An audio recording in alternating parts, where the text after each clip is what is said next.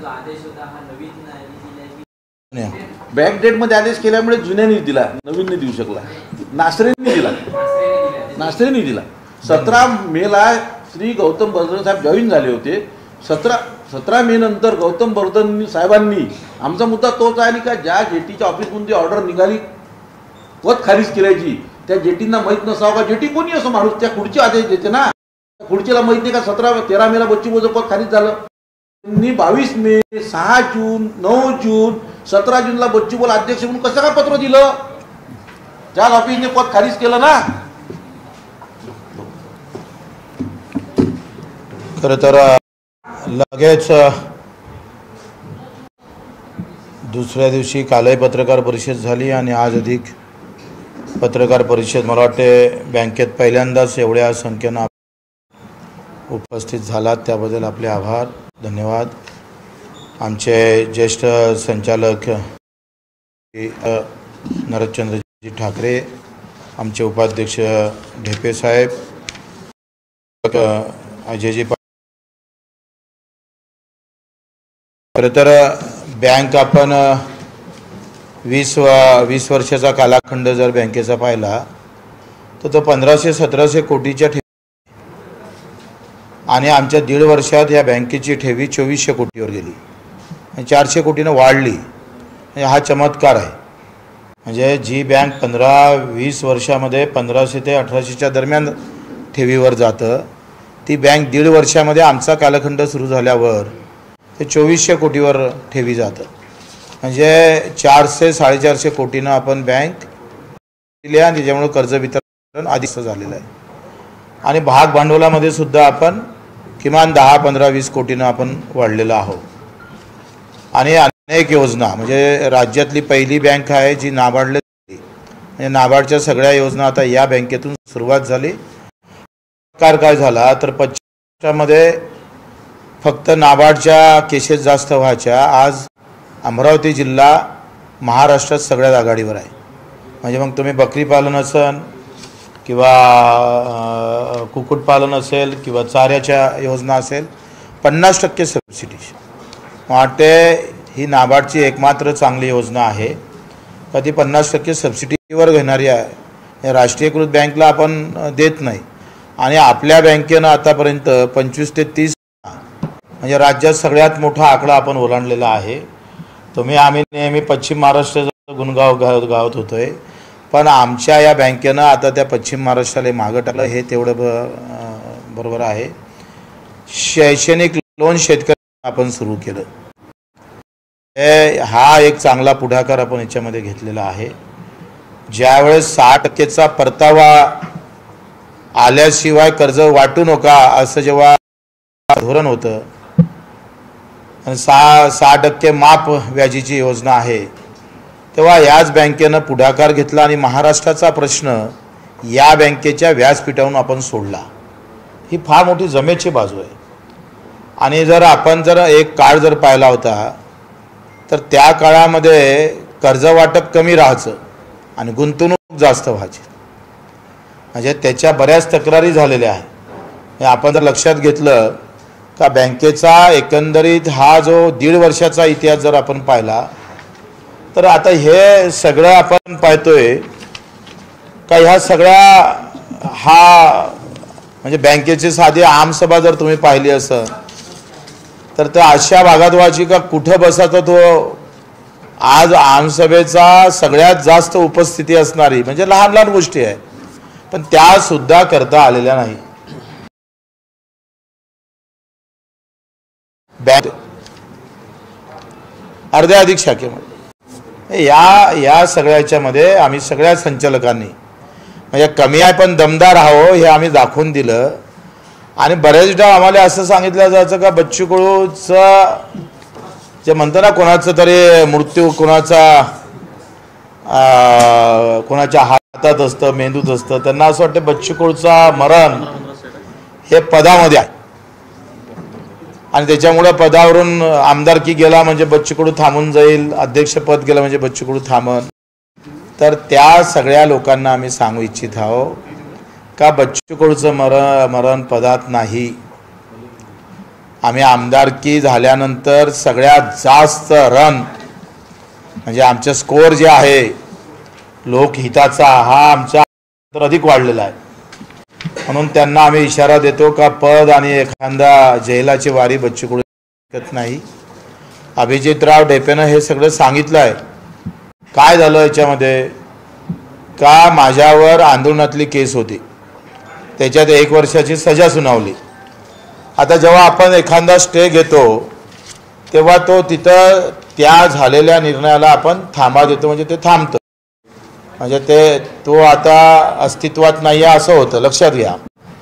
आता हे सगळं स्पष्ट आहे. हे शेमड्या पुट्ट्याला समजते, ज्याला शेमूड पुसता येते ते त्याला समजते. त्या विभागीय निबंधकाला समजलं होतं. तो बोलत पण होता बच्चू भाऊ हे सगळं बरोबर आहे पण करू काय. एवढे फोन चालू आहे. एकतर तुम्ही मला मारा नाही तर ते मला मारून टाकायचे होय.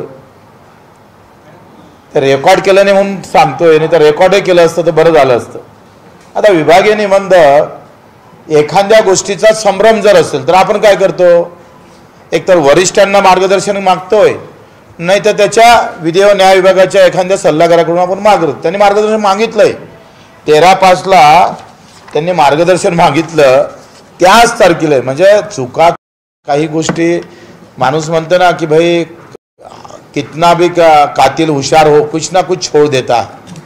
या कातिलनं काय केलं इथं हा सोडून दिलेला आहे. ज्या दिवशी यांनी सरकारी वकिलाला मार्गदर्शन मागितलं त्याच दिवशी मला अपात्र केलं. हे हाईट आहे बरं, हे सगळ्यात मोठी हाईट आहे. म्हणजे कशी तानाशाही किती करावं त्याची हद आहे. आणि ज्या दिवशी तुम्ही वकिलाला मार्गदर्शन मागताय सरकारी वकिलाला आणि त्याच दिवशी अपात्राची ऑर्डर काढत असेल तर दाल में कुछ काला आहे.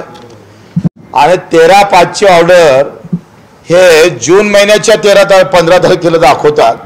1 महिना काय केलं, ही फाईल ही ऑर्डर कुठं खात होते, दाणे खात होते, कुठं पुरणपोळी खात होते. म्हणजे हे स्पष्ट होते का 13/5च्या ऑर्डर आम्हाला अजूनही भेटली नाही बरं. हे वकिलामार्फत आम्हाला म्हणजे आमच्या वकिलाला प्राप्त झाली, ते कोर्टात गेले. मला अपात्राची ऑर्डर अजूनही नाही. अधिक काय म्हणजे कशा पद्धतीचं राज्य सरकार. एका इकडे काही काँग्रेसची मंडळी असं म्हणतंय की बा भारतीय जनता पार्टी काहीतरी कायदा आणि संविधान पाळत नाही, तर इथली काही काँग्रेसची मंडळी संविधान न पाळणाऱ्याच्या सोबत राहून पुन्हा कायदा तोडण्याची भाषा बोलत असेल तर तुमने और उसमें फरक क्या रहा. म्हणजे तुमचं आहे ते बरोबर आहे आणि दुसऱ्याचं आहे ते खोटं आहे असं म्हणण्याचं तोंड उघडायला तुम्ही तयार आहे.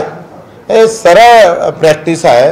ही सरळ प्रॅक्टिस दबाव तंत्राची आहे, सूट घेण्याची आहे आणि बच्चू कडूला बदनाम करण्याची आहे. काय होतंय मी कालही सांगितलं होतं का नेता मरने से नहीं मरता है और जल जाने से भी मरता नहीं है, उसके बदनामी से ज़्यादा मरता है. आणि भाजपा ही जाणीवपूर्वक काही लोक जाणीवपूर्वक आम्हाला बदनाम करण्याचा प्रयत्न. बँक घाट्यात आहे, 49-60 कोटीवर आपण नफ्यात आहे, तरी 20% 20 कोटीचा परतावा याचा आहे.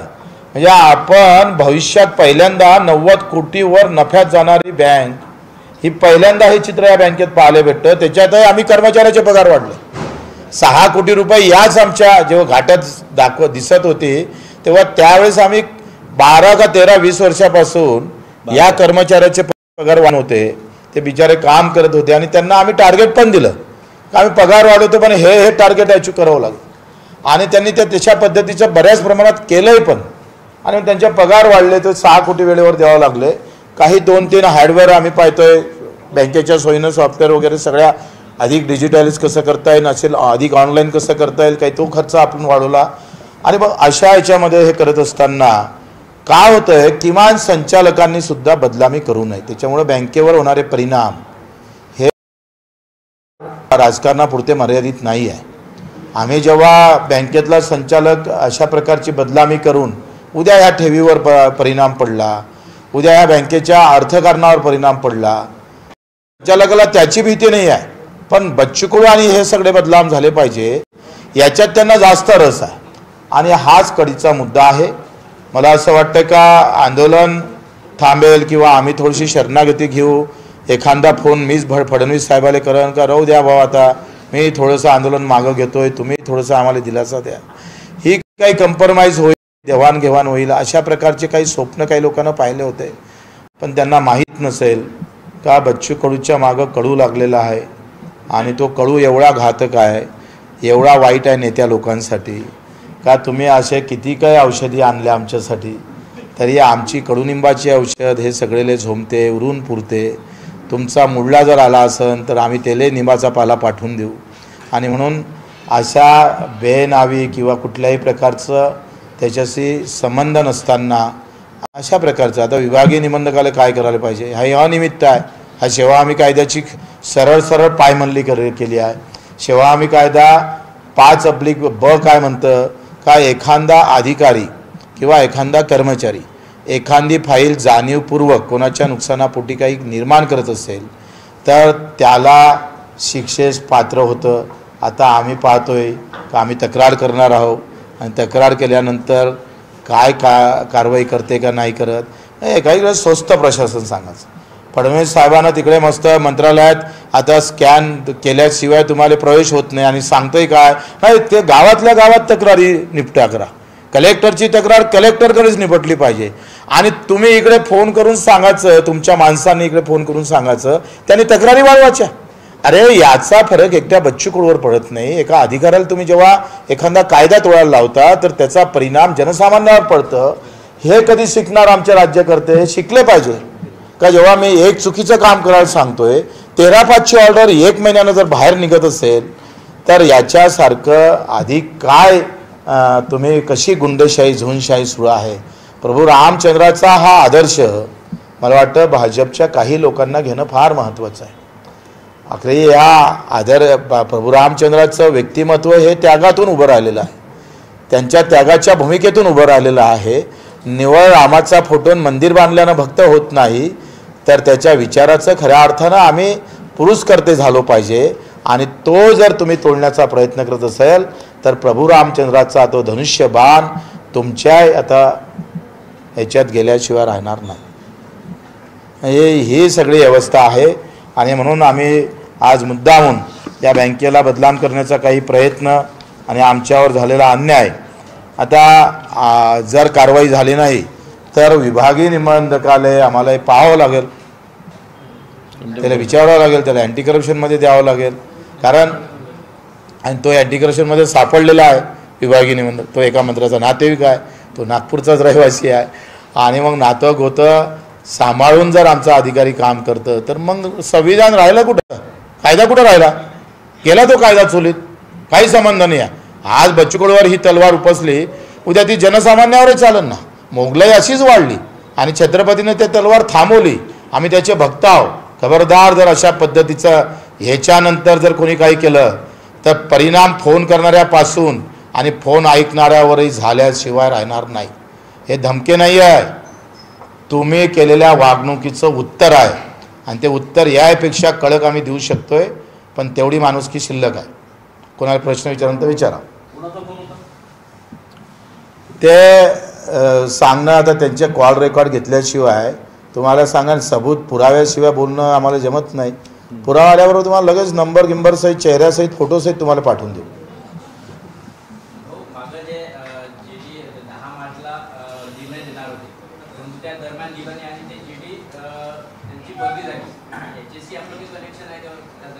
म्हणजे कसं आधी जे जेडी होते ते 10 मार्चला निर्णय देणार होते, बरोबर? त्यांनी तो निर्णय दिला नाही आणि हा जो निर्णय दिला आहे हा नवीन जेडीने दिलेला. त्या दरम्यान त्यांची बदली झाली. त्यांची बदली नाही झाली, ते तिथंच चार्जमध्ये होते. ते डेप्युटी जॉईंट रजिस्ट्रार होते, तिथंच चार्जमध्ये होते. ते आमचा मुद्दा हाच आहे ना, जर कसं आहे की एखादा अधिकारी जर तिथून गेला तर त्याला ती ऑर्डर करता येत नाही. ते जो नवीन येणारा अधिकारी आहे त्याला फ्रेश हिअरिंग घेऊन ती ऑर्डर करावी लागते. याच्यात काय 13/5ची ऑर्डर तुम्ही जून महिन्यात कशी 13/5ची ऑर्डर आणि त्या अधिकाऱ्याला माहिती का त्याच्या ऑफिसमध्ये झालेल्या ऑर्डर दुसरा काय आहे का तुम्ही त्याच दिवशी मार्गदर्शन मागता आणि त्याच दिवशी अपात्र करता? म्हणजे काय बच्चू 4 पत्र देता तुम्ही अध्यक्ष म्हणून नोटीस. हा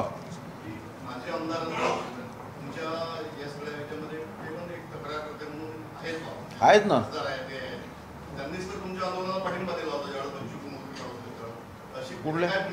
कुठल्या आमदारांनी पाठिंबा दिला होता? माजी आमदार म्हणजे माजी आमदार वीरेंद्रभाऊ जगताप बोलतोय.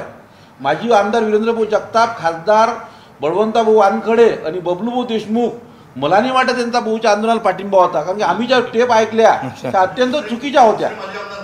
हा, दुसऱ्या माजी आमदार आमच्या संचालक कोण आहे? एक भाऊ आहे आता आणि वीरेंद्र भाऊ आहे आणि बळवंतभाऊ खासदार आहे. मला असं वाटतं त्या खोलात गेल्यापेक्षा हे जे प्रकरण झालं हे फार महत्त्वाचं आहे. म्हणजे राजकारण हा जरी थोडा बाजूनं केलं तर हे फार गंभीर गोष्ट आहे. म्हणजे आमच्यासारख्यावर जर अशा पद्धतीचं होत असेल म्हणजे तर बाकीच्याचं काय? ही जर वर्तणूक एखादा अधिकारी करत असेल म्हणजे त्यांनी कायदा हातात घेऊन तुडवायचा आणि आम्ही ठोकला तर म्हणून कायदा तोडला असं म्हणायचं. हे कसं काय बरोबर आहे? हे कायदा तोडणारे अधिकारी किती त्याची काही प्रकार असतं ना, पद्धत असतं ना. आणि भाऊ 11 मार्चच्या निर्णयात हा जेटीयू संशय असा का वागतो व हा हायकोर्टात स्वतःच्या ज्या टिप्पणीत निकालात म्हटला. मी तुम्हाला सगळ्या निकालाच्या कॉप्या देतो आहे. हायकोर्टाच्या बॉम्बेच्या हायकोर्टाच्या निकालाच्या शेवटचा पॅरेग्राफ 4 लाईनी शेवटच्या ऑर्डर जरी वाचली तर सगळं क्लिअर होऊन जाईल. हो, नाही अजून तारीख आली नाही, अजून ऑर्डर यायची आहे. पुढची तारीख असं कोर्ट 8 जुलै म्हणत नसते. मला नाही कोर्ट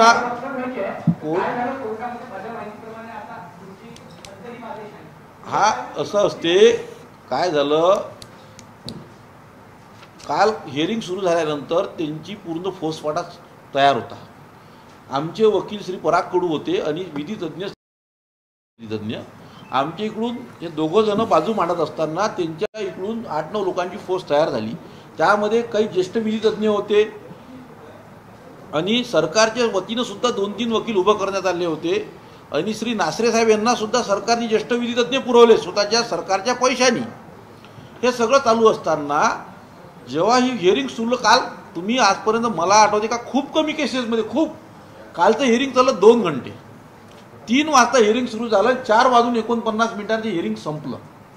म्हणजे इतकं मोठं हिअरिंग चाललं. त्याच्यामागचं कारणच हे आहे की एवढी मोठी फौज उभी त्यांनी केल्यानंतर काल कोर्टाने एवढंच सांगितलं, गव्हर्नमेंटचं असं म्हणणं होतं का आम्हाला ॲफिडेव्हिट दाखल करायला तुम्ही टाईम द्या, आमचं ॲफिडेव्हिट तयार नाही आहे.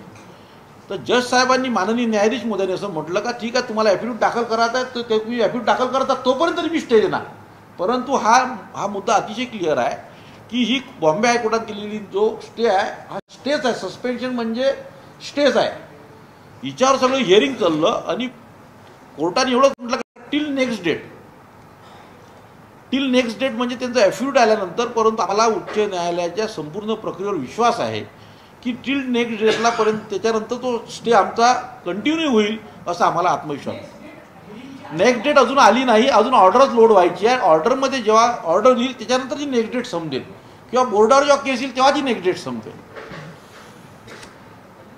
तुला कुठून तारीख भेटली काय माहिती? तू सांगते काही बसून तुझ्या पेपरला काहीतरी आहे. त्याला कुठून तारीख भेटली? नाही पेपरात काहीतरी भारी आहे तो, बोलला भारी. मी अपलोड दिलं. अजून काही चला आता मला वाटतं संपलं ना. काय पुरस्कार आहे कोणाला तरी? हां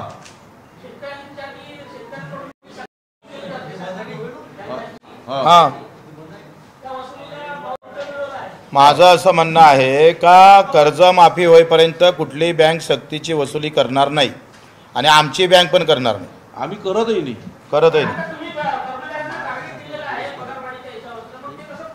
नाही असं काही ताकीद दिलं नाही. दिलं आम्ही डिपॉझिटचं टार्गेट दिलं आहे त्यांना. कसं आहे, कर्ज वसुलीचं टार्गेट नसते आम्हाला. आणि तुम्हाला सांगताना आनंद होईल की या जिल्हा बँकेमध्ये बघा का जिल्हा बँक अशी आहे, अमरावती जिल्हा बँक का जी पीक वाटपात शेतकऱ्यांना जे आम्ही कर्ज देतात आम्हाला घाटा होते तरी पण या जिल्ह्याच्या 100% 80% कर्ज वाटप ही अमरावती जिल्हा मध्यवर्ती बँक वाटते. फक्त 20% नॅशनलाइज बँक वाटते. आमचं जे टार्गेट आहे हे फक्त डिपॉझिटसाठी आहे. कर्ज वसुली आमचा नियमित भाग आहे. वसुली आमची चांगली आहे. रेग्युलर मधली वसुली आमची चांगली आहे. 650 कोटी आम्ही वाटप केलं होतं त्यामध्ये आमचं मार्चमध्ये 550 कोटी वसूल झालं आणि येणाऱ्या सप्टेंबरपर्यंत आमचं 650 कोटी पूर्ण वसूल होऊन आम्ही आता आजच्या तारखेपर्यंत 600 कोटीचं वाटप रेग्युलर शेतकऱ्यांना केलं सुद्धा आहे. आणि मी कोणी काही म्हणो, जे काम ज्या माणसाने चांगलं केलं म्हटलं पाहिजे. अजितदादा पवार यांनी जर स्टेटमेंट नसतं दिलं तर शेतकरी अजून संभ्रमात राहिला असता. त्यांचे सुद्धा आम्हाला आभार मानावंच लागेल जिल्हा बँकेंना.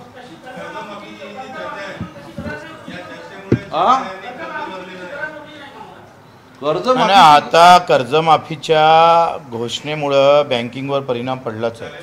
तुम्ही हे बरोबर आहे का लोकांना असं वाटतं आम्ही कर्ज भरावं आणि उद्या माफ झालं तर मग काय. आणि त्यासाठी आमचा जो भूमिका आहे का जे कर्ज नियमित फेडतं त्यालासुद्धा त्याचा लाभ भेटला पाहिजे कर्जमाफीचा. म्हणून कर्ज जरी आज मी भरलं असेल तर उद्या तो कर्जमाफीत बसत नाही म्हणून त्याला टाळता कामा नये. त्यालासुद्धा तेवढाच पैसे द्यावं लागेल. म्हणजे कर्ज भरणाऱ्यांना जर तुम्ही टाळत असाल, नियमित कर्ज भरून तो जर आपली भूमिका निभावत असेल तर तो काही त्यांना चूक केलेली नाही आहे. पण फडणवीस साहेबांनं जे केलं होतं, घोषणा केली होती 7/12 कोराची, त्याच्यामुळं काय झालं का आता गव्हर्नमेंट आलं कर्ज माफ होणार, कशाला भरायचं. याचा 10-20% परिणाम सगळ्या बँकेवर, आमच्याच काय सगळ्या बँकेवर पडलेला आहे. ज्या पद्धतीनं लोक पैसे भरायचे त्या पद्धतीनं भरत नाही, हे तेवढं सत्य आहे ना.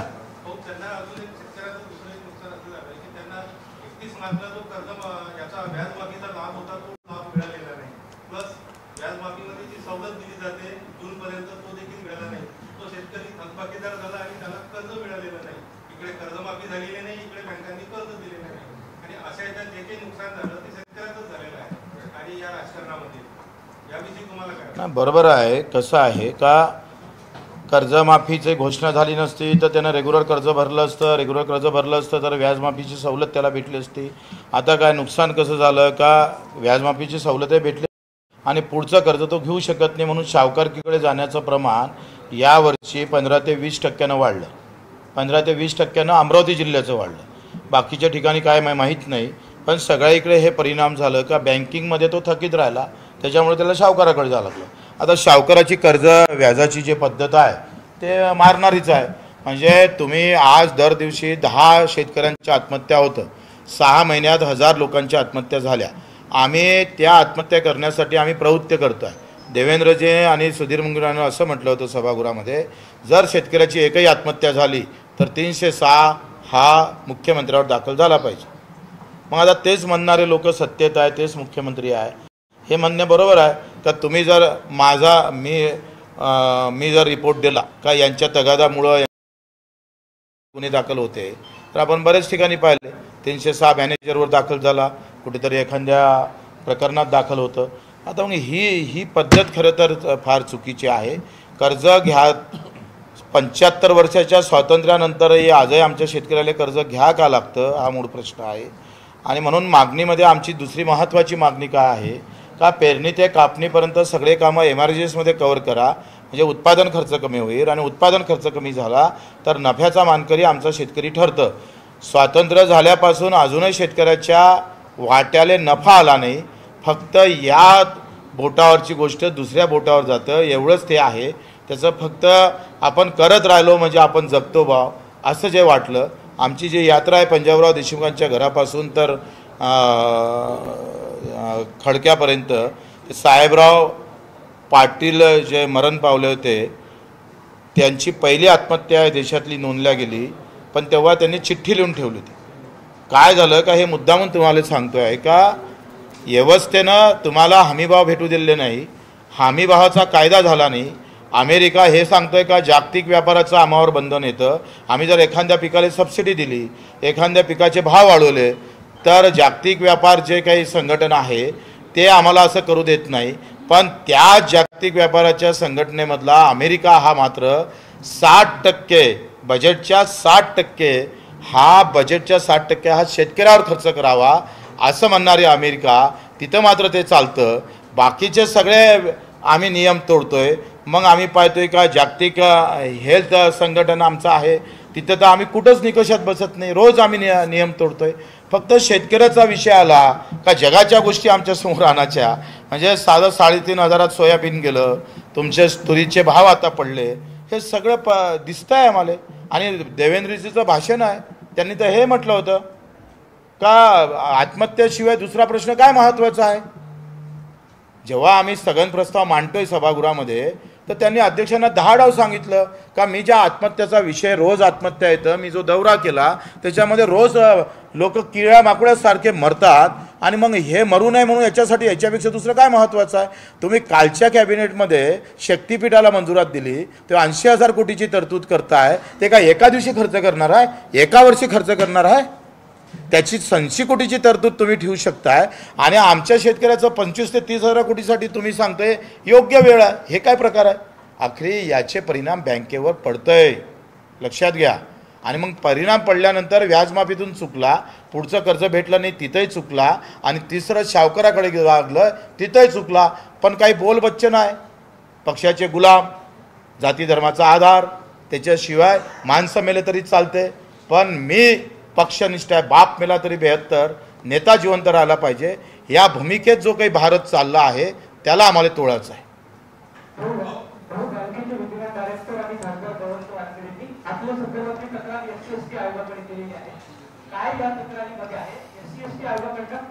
मला वाटते त्याची वाच्यता आम्ही त्याच्यासाठी पूर्ण व्यवस्थित एक पत्रकार परिषद घेऊ तेव्हा सांगू.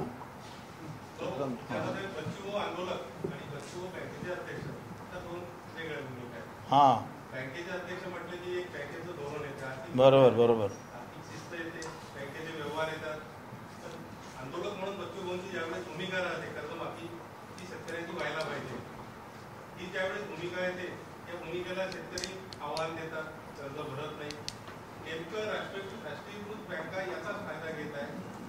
जिल्हाधिकाऱ्यांच्या बैठकीत किंवा कर्जाच्या बैठकीमध्ये ते सरळ हे सांगतात की शेतकऱ्यांनी कर्ज भरलेलं नाही, शेतकरी थकबाकीदार आहे, त्यामुळे डिफॉल्टर असल्यामुळे आम्ही कर्ज देऊ शकत नाही.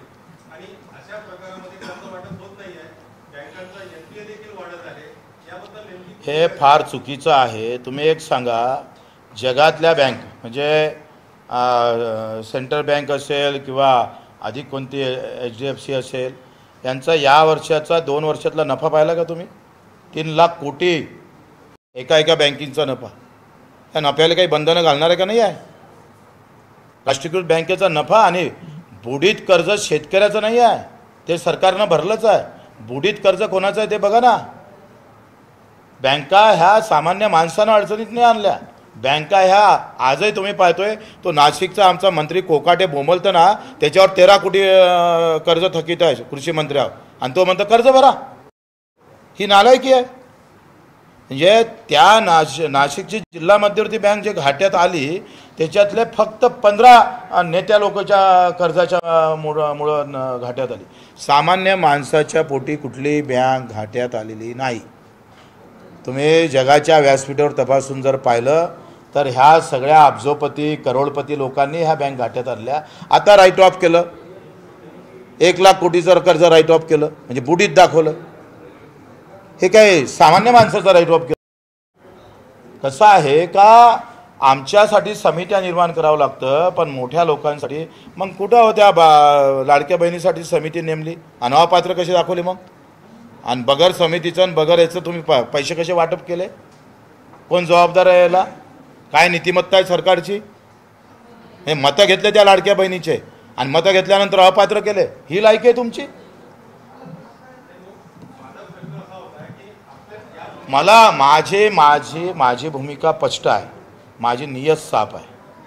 माझ्या डोळ्यासमोर पहिले शेतकरी आहे, बाद में सब कुछ है. पहिले किसान रहेगा, मजदूर रहेगा, दिव्यांग रहेगा, बाद में सब कुछ है.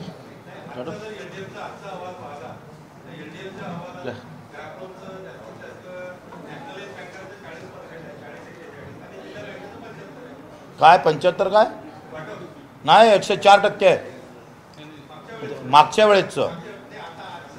काय आपण 104 वर नाही तो ते सांगतोय राष्ट्रीय जिल्हा बँक अमरावती जिल्ह्यात आकडा बोलता का दादा तुम्ही आजही जिल्हा बँकेचा जो आकडा आहे हा वाटपाचा सगळ्यात जास्त जिल्हा बँकेचाच आहे. टक्केवारी 100च्या वरच आहे. ते वाटणारच नाही ना. कसं आहे तुम्ही एक सांगा, राष्ट्रीयकृत बँकला आतापर्यंत दिलेल्या सबसिडी तपासून घ्या विविध मार्गाने. सगळ्या सबसिडीच्या योजना राष्ट्रीयकृत बँक सांभाळतं, सगळ्या सबसिडीच्या. आणि सगळ्यात चांगला म्हणजे जिल्हा मध्यवर्ती बँका म्हणजे जशी काही एस टी महामंडळ होय. आम्ही ही खरं तर इंदिरा गांधीची कमाल आहे, त्यांच्या त्या विचाराची कमाल आहे का हे सगळं राष्ट्रीयकरण झालं आणि बँकेची निर्मिती झाली.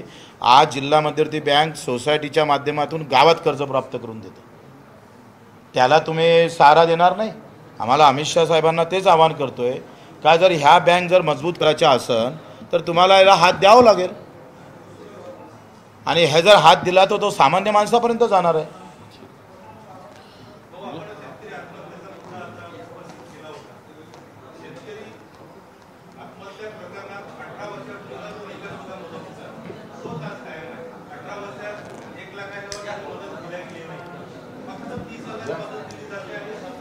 दादा 2 मिनिटं दादा, एक सत्कार घेऊन घ्या त्यांना जायचं. नाही ते बदलू ना, ते करू आपण.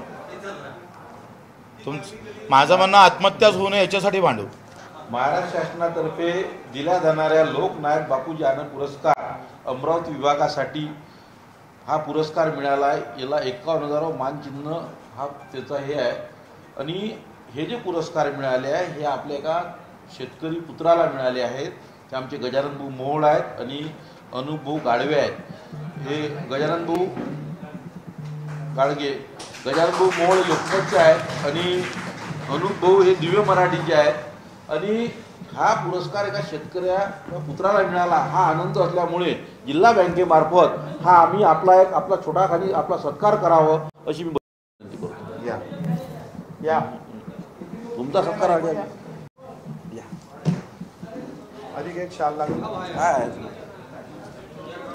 चला अभिनंदन आपलं.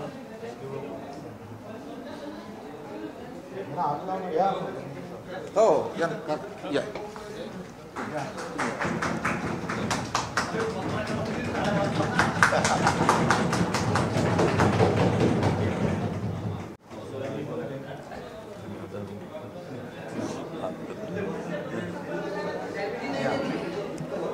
गजानन भाऊ या. हा गजानन भाऊ